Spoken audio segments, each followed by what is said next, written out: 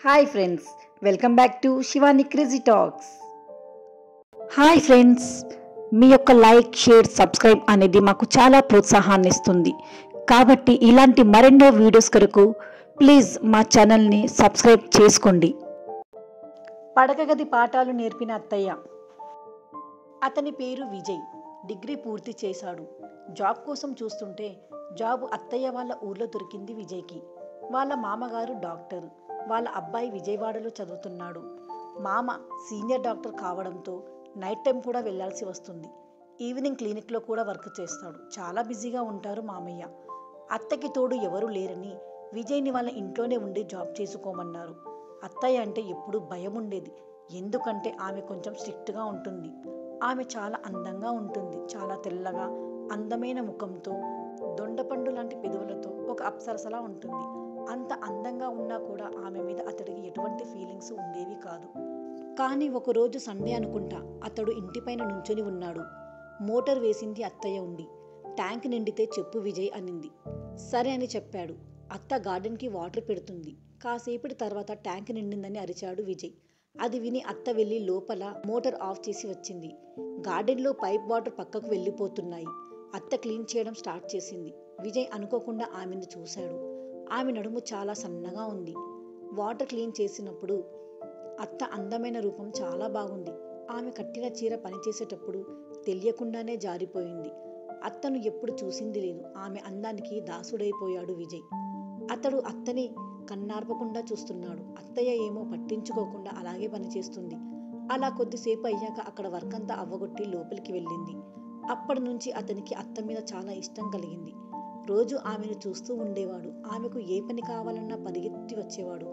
నువ్వంటే నాకు ఇష్టం అత్త అని చెప్పాలి అనుకున్నాడు. కానీ అతనికి చాలా భయం వేసింది. అది కాక టైం కూడా దొరికేది కాదు. ఎందుకంటే అతడు అత్తతో ఎప్పుడు మాట్లాడాలి అని వెళ్ళినా వాళ్ళ మామ అడ్డం ఉండేవాడు. అలా కొన్ని రోజులు గడిచిపోయాయి. అతని టైం బాగుందనుకుంటా వాళ్ళ మామకి హాస్పిటల్లో కేసులు ఎక్కువగా వస్తున్నాయి. ఈవినింగ్ నుండి మార్నింగ్ వరకు ఫుల్ బిజీగా నడుస్తుంది షెడ్యూల్. ఇంట్లో అత్త అతడు మాత్రమే ఉన్నారు. ఒకరోజు నైట్ విజయ్ మరియు వాళ్ళ అత్త టీవీ చూస్తున్నారు. రాత్రి చాలా లేట్ అయ్యింది. అప్పుడు విజయ్తో ఇలా అన్నది. విజయ్, మామ మార్నింగ్ వరకు రారంట. నాకు ఒంటరిగా పడుకోవడం చాలా భయం.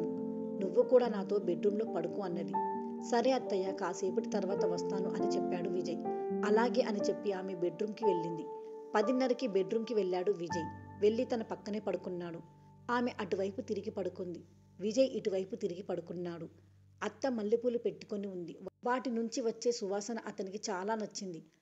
అత్తను హగ్ చేసుకోవాలనిపించింది. కానీ ఎందుకులే అని సైలెంట్గా ఇటు తిరిగి పడుకున్నాడు. అలా తెలియకుండా ఇద్దరు నిద్రపోయారు.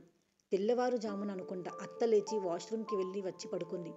ఆ సౌండ్కు అతనికి మేలుకు వచ్చింది. అప్పటి నుంచి నిద్ర రాక అటు ఇటు దొర్లుతూ మల్లెపూల వాసన చూస్తూ ఉన్నాడు.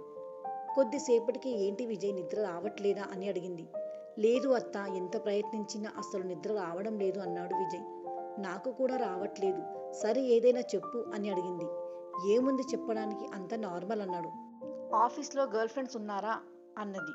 అబ్బా లేదత్తా అన్నాడు. అదేంటి, పెళ్లి చేసుకోవా ఏంటి అన్నది అత్త.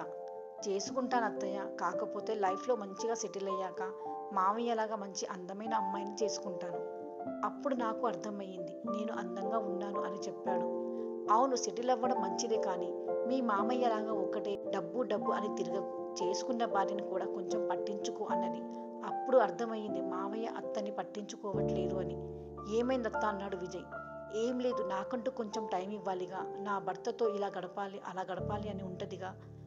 ఉంటుంది, కానీ మీరు చాలా హ్యాపీగా ఉన్నారు అని అనుకున్నాను. అది అంతా పైకి మాత్రమే. బెడ్రూమ్ డోర్ మూస్తే సరిగ్గా మాట్లాడుకోవడం కూడా ఉండదు అంటూ ఏడుస్తుంది అత్తయ్య. తనను అలా చూస్తూ అతనికి ఎంతో బాధేసింది. ఊరుకు అత్తయ్య, ఏడవకు అంటూ ఆమెను పట్టుకొని ఓదారుస్తున్నాడు విజయ్. ఆమెకు ఇంకా దుఃఖం ఎక్కువయ్యి అతన్ని గట్టిగా వాటేసుకుని ఏడుస్తుంది. ఆ మల్లెపూల వాసనకు ఆమె అలా హగ్ చేసుకోవడం వల్ల అతనికి అతను కూడా ఆమెను హగ్ చేసుకున్నాడు. ఆమె అతని వైపు చూసి, థ్యాంక్ యూ విజయ్, కనీసం నువ్వైనా నా బాధ అర్థం చేసుకున్నావు అన్నది. పర్లేదు అత్తయ్య, నీకు నేనున్నాను. ఇక నుంచి ఏం కావాలన్నా మీరు నన్ను అడగండి అన్నాడు. వెంటనే ఆమె అతడు నుదుటి మీద ముద్దు పెట్టి, నాకు చాలా ఆకలేస్తుంది, మీ భోజనం చేసి చాలా రోజులవుతుంది అని నవ్వింది. అతను కూడా ఆమె కళ్ళలోకి చూసి నవ్వి దుప్పటి కప్పేశాడు. మిగిలిన ఆ 2-3 గంటలు ఆమెతో చాలా సంతోషంగా గడిపాడు. అప్పటి నుంచి అత్తకు ఏమి కావాలన్నా అల్లుడు చూసుకునేవాడు. మా వీడియోస్ కనుక మీకు నచ్చినట్లయితే లైక్ చేయండి, షేర్ చేయండి. మరిన్ని వీడియోస్ కొరకు మా ఛానల్ని సబ్స్క్రైబ్ చేసుకోండి.